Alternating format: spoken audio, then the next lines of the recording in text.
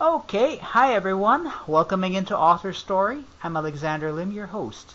Our guest for this episode is Tony Fairfax, author of the book The Presidential Trend: The Remarkable Voting Predictability of the Office of President. So Tony, great to have you in AuthorStory. Welcome. Glad to be here, Alex. Cool. So let's begin by telling us about yourself. How do you start out? What's your background? Well, I actually started out as an electrical engineer, Oh, and okay. that was my educational background. And so I worked for a couple of companies. One, a manufacturing company, Right. and two, an engineering consulting firm. Okay. Uh, then I got a bug, the entrepreneur bug, and started a business with a couple of other individuals. And it was unfortunately during that recession time, and so we Mm. closed the business, and I began consulting at that time. Mm. And I connected with a university, a local university, Norfolk State University, and they had a redistricting project, Okay. and that's where you redraw uh, the political boundaries. And the project was to go out and assist organizations throughout the South and throughout other parts of the country in developing their redistricting plans. Mm. And so I was the GIS consultant, Geographic Information System consultant, and it literally sort of changed the direction of the course of my life. Right. And so from that point on, I began being a GIS and mapping and demographic consultant. Mm. And so I've worked through the 1991 redistricting cycle, 2000 redistricting cycle, and the 2010 redistricting cycle. The 2000 cycle was able to work for a great organization, the CDC Institute, moved me to a different level. And recently, I've been able to move to the level of an expert and testifying in federal court as a redistricting expert. And so I'm Cool. familiar with demographic information as well as mapping. And it was while I was working at the institute, I came across this um, document, a census report. I was, of course, leisurely reading census report, Right. and it showed me this graph, and it had this graph that was the origin of what I call the presidential trend, and that kicked everything off. Hmm. Okay, got that. So so what I get is that you didn't really start out interested in demographics, mapping, and census data. You just kind of uh, came into it after things went bad. I mean, well, the economy went bad. Absolutely, it Okay. wasn't my plan to become a demographic and mapping consultant. It was not in the slightest bit in my imagination. But once I worked on that project at Norfolk State, it really changed the direction. It was technically challenging, but it also actually provided what I thought something back to our society. It actually Hmm. changed the lives of people in certain communities. So I like that. So I continued on. All right, cool. I got that. Okay, so the U.S. presidential elections. I mean, we all know there's one coming up pretty soon, so there's going to be a lot of interest in the subject matter. Particularly the people who try to figure out who's going to be the next president of the United States. Right, Right. So right. I've always been the kind of guy who believes there's no trend, no pattern behind presidents being elected, given that there's a wide variety of people who actually vote. So I was rather surprised to learn that there is such a trend, and your book notes that there's actually a trend where the Democratic Party is concerned, and also the Republican independent candidates are concerned. So first off, what are these particular trends? Well, the major trend where I coined the phrase the presidential trend was a trend that existed or lasted from 1972 to 2000, with the exception of that 1976 election. Hmm. And so if you look at the popular vote for the Democratic candidate from 1972 to 2000, the Democratic popular vote increased in a straight line. It's Mm-hmm. extremely linear from 1972 to 2000. Right. And you would normally think, well, maybe that's, something normal. Maybe that's something usual. But the Republican vote during that period of time and the independents combined popular vote, they fluctuate, Okay. like they should. They should fluctuate. Yeah. I Uh, mean, that's how I imagined that things would go. Absolutely. I mean, you're probably thinking, well, there are different candidates, that are running against each other, different opponents, different issues that pop up from election to election, Right. different economic conditions, both in this country and throughout the world. And here's the thing. There are different voter turnout percentages from election to election. Yeah. And yet the popular vote for the Democratic candidate increased in this straight line. Hmm. Okay, interesting. So, what is it that's behind the linear trend behind the Democrats? I mean, as you know, this has been around for like 40 years now. 72. That's about 40 years now. What's behind it? Right, right. Well, the linear trend lasts from 72 to 2000, and then the linear trend does not exist anymore. But there's another trend that does exist. That we can get into that because it Sure. pertains to possibly the 2016 election and on. Yeah. Right. Um, but what actually happened is I look back at 72 and I thought, well, what happened in that election? And I couldn't find anything that really happened in that election. But so then I looked at the previous election and I thought, well, maybe this linear trend started in 72, but something else happened prior to that. And it was the 1968 election. Right. And the analogy that I came up with, because I could not find anything and anybody who had written about this, the analogy that I put forth is of a fracturing, and I call it the fracturing of our electorate. And of course, the electorate doesn't fracture or break up, but that's the way you have to view it to understand. Mm-hmm. The electorate in 1968 broke up, in essence, into two pieces. And one I call the Democrat electorate, and the other called the non-Democrat electorate. Okay. I also gave it labels, maybe the progressive and the conservative electorate. Okay. But inside that Democrat electorate, you essentially had core base voters voting for the Democratic candidate. And that's the way you had to view it, although exit polls showed there was some crossing over back and forth. Mm-hmm. And in order to understand the trend, you have to view it as only core base voters in this Democratic electorate. And essentially what you get is the population increase of voters in that Democrat electorate. So you get a linear trend, not different than what you get a linear trend, in a city or a jurisdiction or a state that you would see as the population is increasing. Right. And that's the reason why you get that linear trend. Mm-hmm. Okay. On the other hand, you actually get something else. Okay, so before we continue, can you just define what a core voter is for the benefit of our listeners who might not know what these are? Right. That is a voter that will vote for a particular candidate or type of candidate, and will not vote for the other candidate, meaning the other type of candidate. So these Democrat or Democratic base or core voters will vote for the Democratic candidate. They will not vote for the Republican or independent candidates' votes. Now, that doesn't mean that you don't have to motivate those individuals to turn out to vote. Two separate issues. Right. But if you can get them to turn out, they will vote for that particular type of candidate. Okay. And you also mentioned like the population's increasing as well, so that would be right behind the linear trend? Exactly. And so as the population increases, of course, the voters in that electorate, that Democrat electorate, also increase. And it's generational.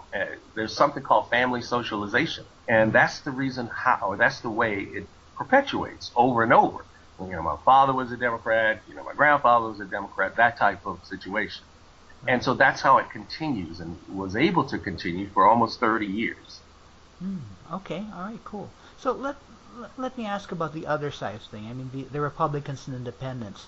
The trend, according to you, there's no particular trend. I mean, these things are like all over the place. Am I correct? No trends that you can see, no statistical trends? There is no linear trend. There is a voting pattern inside the other side. All right. And Please that voting pattern, excuse me. Please go ahead. Go ahead. Oh, and that voting pattern is of a pattern when you only have two types of candidates running. So, for example, if we ran an election and we had only two types of candidate, let's say there were 100 people in the room, and one candidate got 60, the other would get 40 if everybody voted. And if we did that again, let's say the one candidate had 70, the other would get 30. Okay. And if we continued on and plotted that out, what you would see if you connected the lines is a mirroring are one for the other. When one does well, the other does poorly. Right. And so when you take the Republican and independent candidates combined and look at them from 72 to 2000, with the exception of this 1976 election, you get a mirroring of each other. And the reason why that's important is because if you add in a third type of candidate, you won't get a mirroring, because that third candidate will pull from one of those other two candidates and will decrease substantially the mirroring. And so this is the reason why, again, you look at it as two separate electorates, one with the Democratic candidate running in, and the other with the non-Democratic candidate running, those two, Republican, independents combined. And so you get this mirroring as just one election that you don't get as much mirroring as the other, and that's 1992, and I talk about that in the book. There's a reason for that as well. Okay, got that. Well, are you free to talk about what the reason is behind the 92 non-mirroring? Absolutely, yeah. If you look at 92, and that's where George Herbert Walker Bush ran, and Ross Perot ran, right, the billion, and Bill Clinton.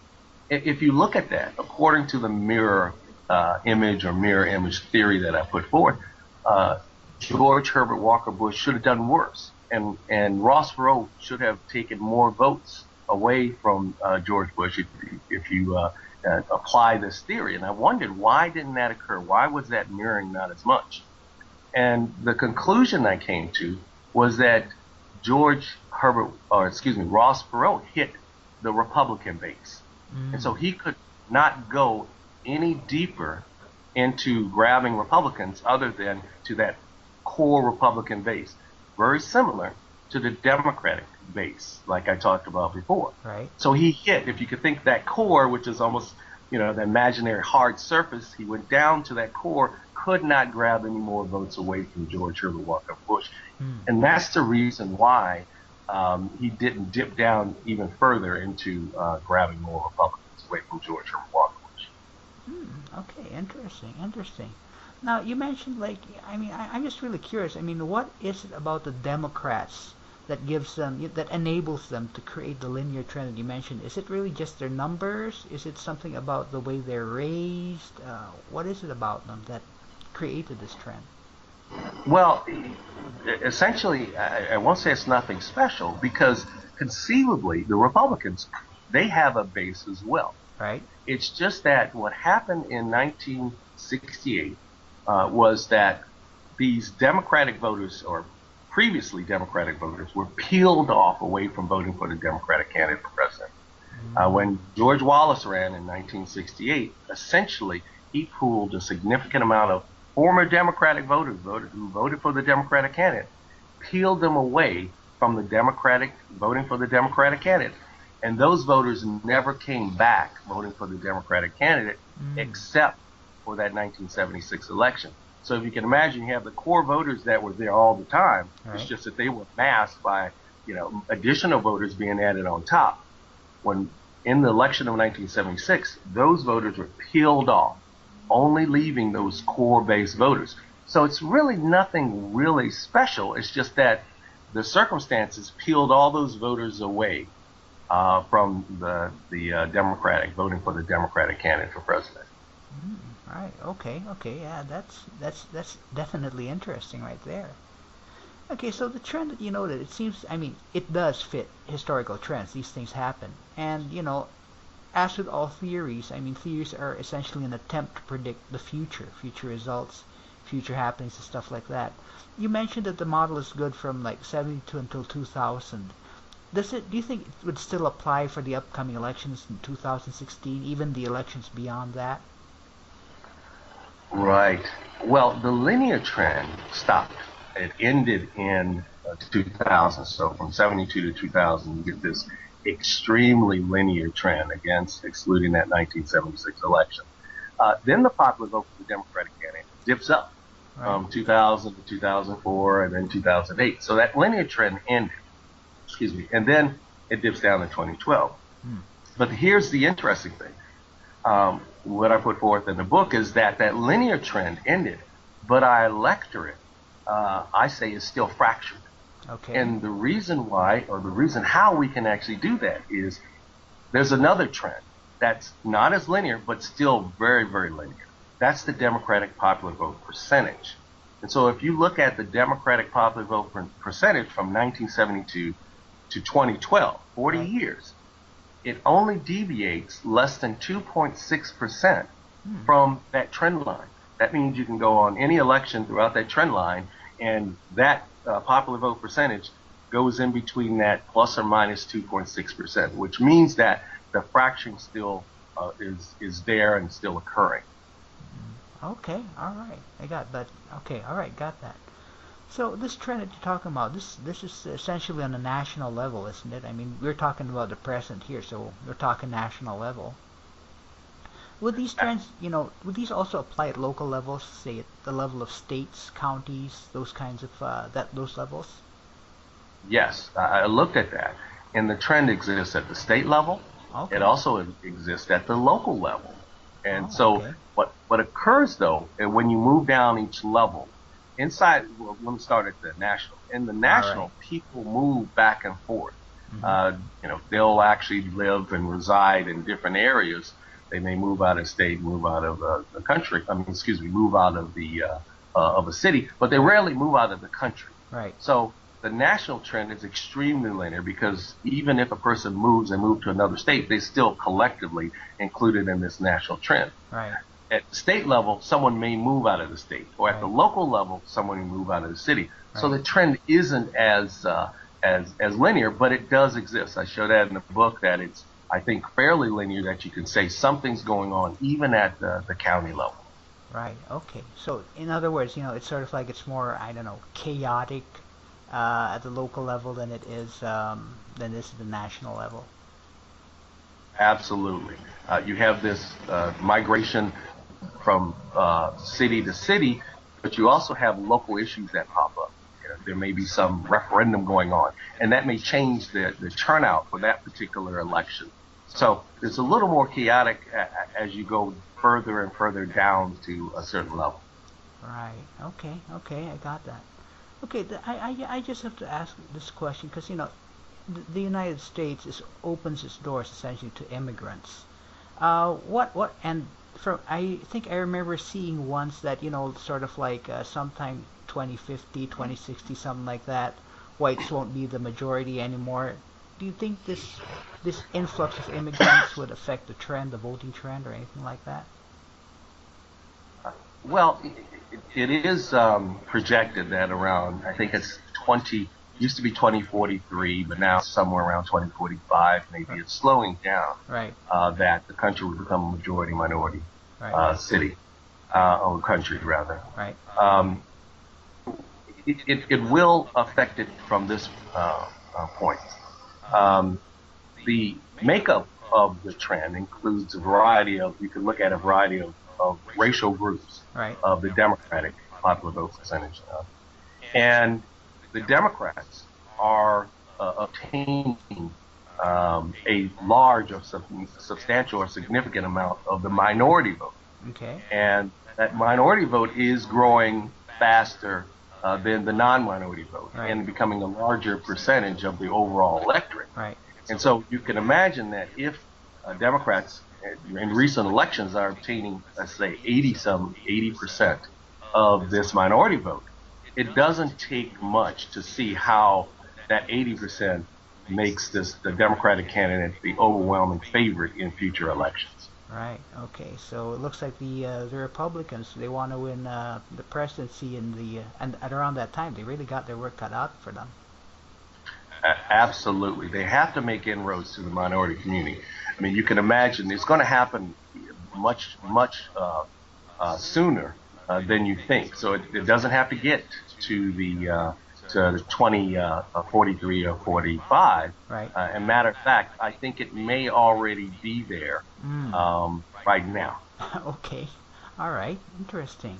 So, would you have, let's just say you came across a Republican that wants to become president right now. What advice would you give him based on the trends that you've researched and based on all that's going on here right now?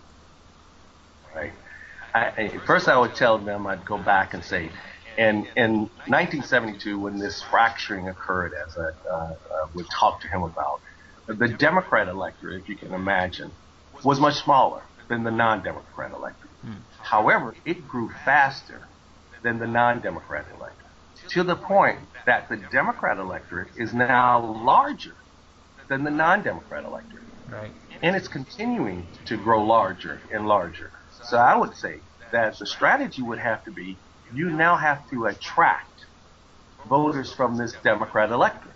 So you now have to figure out and have a strategy of how do you attract these Democrat electorate or progressive electorates, as I refer to also in the book. You now have to switch your strategy. Maybe 20 years ago, you did not have to do that because the non-Democrat electorate was larger. Right. But now, with the roles reversed, you now have to have a strategy of attracting these progressive voters, because the Democrat electorate or the progressive electorate is larger than the non-Democrat electorate. Okay. Now let me flip the question to the other side, the Democrats. I mean, it's okay to say that, maybe a presidential candidate can just, cruise along because he's going to be brought in by sheer force of numbers. But, that's not always the case. So with regards to, say, a presidential Democrat candidate, what advice would you give him with regards to the research that you've done, the trends that you've discovered? Right. So I'd go back to them and say, well, 20 years ago, it might have made sense to go after, if you will, policy issues that the non-Democrat electorate was advocating for. You could say conservative issues, let's say, policy issues. You now have to go after progressive policy issues because the electorate for the Democrat is larger than the electorate for the non-Democrat. So you're in a different day. So maybe you could make a case that before you could go after more conservative policy issues. Now you have to switch your mindset because the electorate on the Democrat side is larger. You have to now go after progressive policy issues. Okay, all right, I got that. So let me talk a little bit on something else, because authors, I've interviewed a lot of authors here on AuthorStory, and I've discovered that, authors who write nonfiction books, they sometimes go on a journey as they do so, So in the case of writing out your book, was there anything that shifted for you after you wrote the book compared to before you wrote the book? Well, I will say that the book took me on a journey of the original hypothesis. I originally thought that potentially this increase or this end of the linear trend in 2000, might have had to do with the war that occurred, and maybe there was something going on there. I no longer think that. I think there was something else going on with our population and demographic voting patterns that occurred, and I'm looking at that, and I'll produce some information in following books. And so, the original sort of theories that I had were developed a little further than my initial concept. And again, this journey took me from just this linear trend to talking about or understanding base voters. I think I came up with a way that we can prove that these base voters existed, and this fracturing of this election of our electorate is a good analogy where there wasn't any theory out there that posed that, and that's the reason why I was forced or compelled to come up with my own theory on this, right. Because no one had written about it and no one had posed a theory such as this. Right. But it took me on an interesting journey to get to the point, and I think that the journey's not over. Okay, all right. So that sounds like another book in the making. Absolutely. I think even what you see with Donald Trump today pertains to the presidential trend. Oh, okay, interesting. Okay, cool. So you mentioned earlier that you had a second book related to this. What's that book about? Has it been printed yet, or are you working on it? This is called an introduction to the presidential trend. And so in essence, it's an introduction to the presidential trend. In essence, I looked at the book once I finished the presidential trend, And I thought, I need a condensed version. So I wrote a condensed version of the book.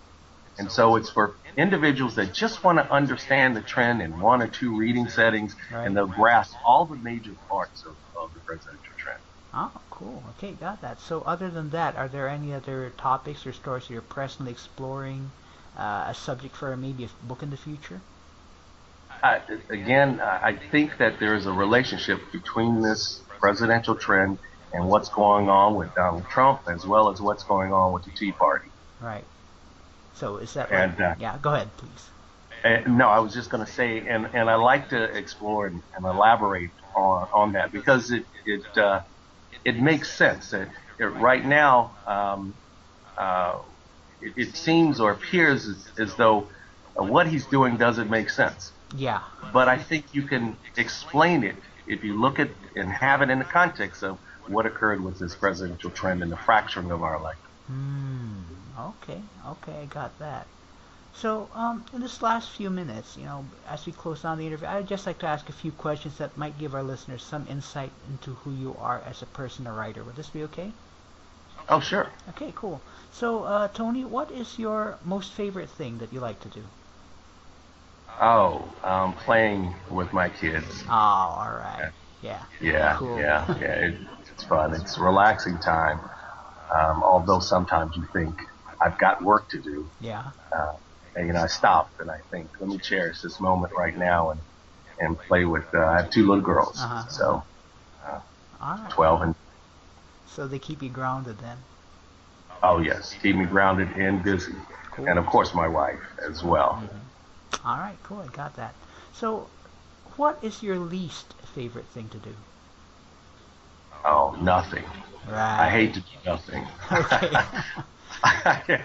I cannot stand doing nothing at all. I have to do something. Right. Yeah. Okay, I got that. So, what activity, which you have not yet done before, would you like to experience or do at some time in the future? Oh, when it comes to vacation, I love cruises, of course. I think that's vacation. Right. And out there, you get to do things that you would normally not do, Right. like skydiving, not skydiving, parasailing. I did one time, Okay. which I would normally not do that in my normal walk of life. Right, But, right. on vacation, you tend to do those things, and I really enjoyed it. That was very exciting. So some things like that. Okay, cool. I got that. So, in closing, the book is The Presidential Trend, The Remarkable Voting Predictability of the Office of President. The author is Tony Fairfax, and you can find this book at websites such as Amazon, Barnes & Noble, and other online bookstores. So, Tony, thank you very much for your time being on AuthorStory. It was very insightful, certainly, about the trend that's, something that not very many people are aware of. Absolutely, Alex. I enjoyed being here, and thank you for inviting me. Cool, you're welcome.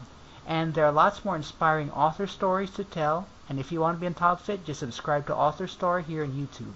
And we'll be back next time on AuthorStory with another inspiring author.